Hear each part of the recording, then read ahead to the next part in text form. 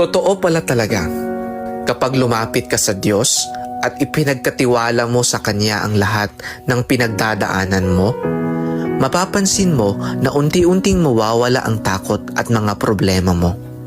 Hindi mo kailangang mag-isa sa lahat ng mga sakuna at pagsubok. Ang Diyos ang magbibigay sa iyo ng lakas at gabay para malampasan ang lahat ng mga panganib. Kapag Siya ang kasama mo, siguradong may proteksyon ka at hindi ka pababayaan.